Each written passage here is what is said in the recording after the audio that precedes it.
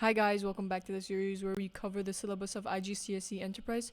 If you haven't already, make sure to watch the last video because we covered Unit 1 in that video, because today we're moving on to Unit 2, setting up a new enterprise. Now this unit has two main themes: how to start and run an enterprise, and what types of businesses you can be involved in and or start. Now this is the enterprising process. So every business starts with a problem or a need. So the first step is identifying the problem or want. This is one of the most important steps that determine the likelihood of success of your enterprise.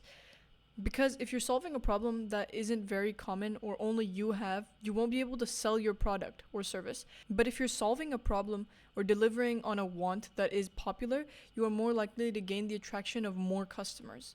So that's why identifying a problem or a want that you want to deliver on is very important and definitely related to the success of your business. Number 2 is exploring creative solutions. Once you've identified the problem or want, you're going to find out different ways where you can deliver on it, meaning creating prototypes or just branching out into various fields and finding out ways to solve the problem. Number 3 is action planning. This is where you plan everything out. So the timeline, the people involved, and basically the step-by-step process of your objectives to achieve your aims and goals for the business itself. Number 5 is monitoring your progress. This is where you see if your business is actually working. Are your customers actually happy? Are you staying within the budget? Are you following the plan? You basically track all of this in order to find out exactly where you stand in terms of your enterprise. And finally, number 6, evaluation of success and failures. So this is where you take a step back once things have been running for a while, and you basically evaluate on how everything has been going, what went well, what didn't, and basically what you can do to improve. Questions related to the enterprise process are very common in both Section A and Section B. So it is important to apply this exact methodology when you're working on your enterprise project, so that if you're questioned on one or more of these steps, you're able to answer with your own experience accordingly. Next are the types of businesses. I want you to remember how in the last video we talked about the two types of enterprises, the business enterprise and social enterprise. Well, these can be further classified into the types of organizations that there are. Number 1 is the sole trader. This is the simplest type of business. You're the only owner, you make all the decisions, it's easy to set up, you keep all the profits, and you have full control.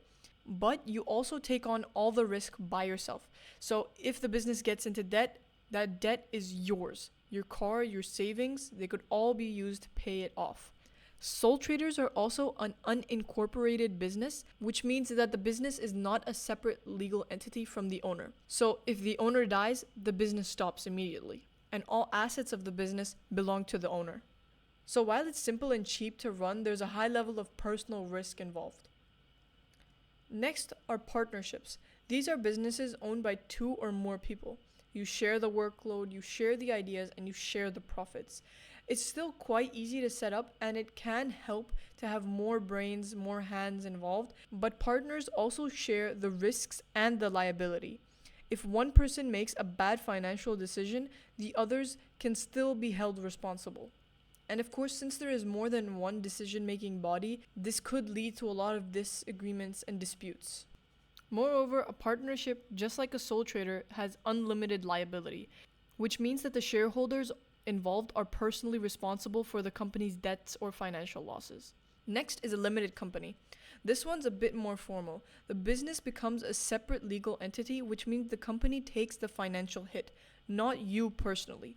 So if something goes wrong, your personal assets are protected. There are 2 types of limited companies. One is a private limited company, and the other is a public limited company. Private limited companies are usually small or medium-sized businesses, whereas public limited companies are large and are listed on the stock market. Now, a limited company is an enterprise where the shares are openly sold. In a private limited company, the shares are usually sold to family and friends, whereas the shares of a public limited company are open to everyone. The trade-off here is that it's more complicated to set up.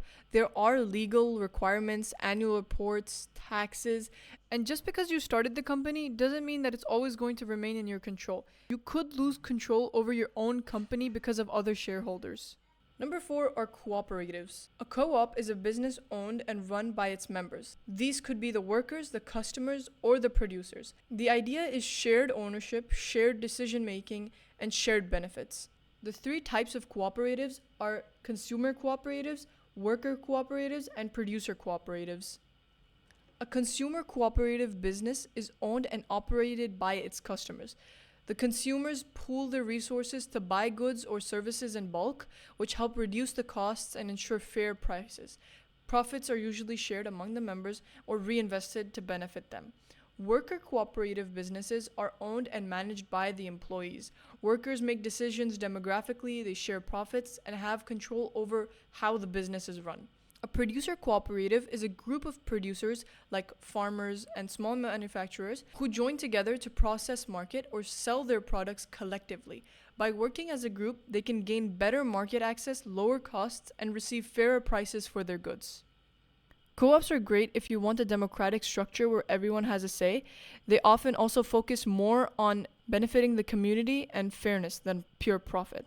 The downside is that the decision making can be slower because everyone needs to agree, and raising capital can be harder compared to a limited company.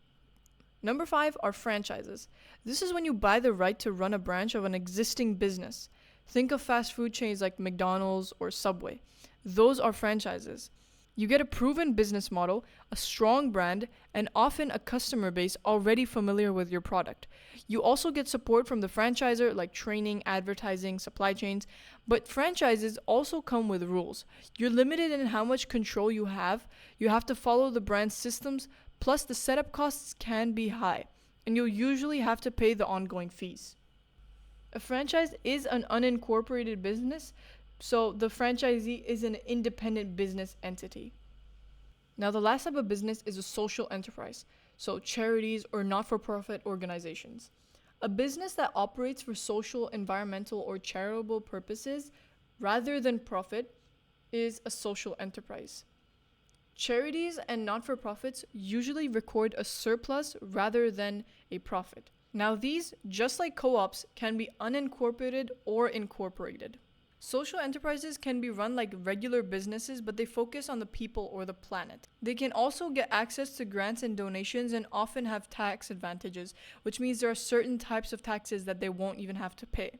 The challenge is that they're often limited in how much profit they can make or keep, and growth can be hard if you rely on outside funding. So those are the 6 types of businesses. I've listed them here in a neat table format so that they're easy to come back to, since most of the information is in one page. So this is the end of Unit 2. Stay tuned for Unit 3. Thank you so much for watching.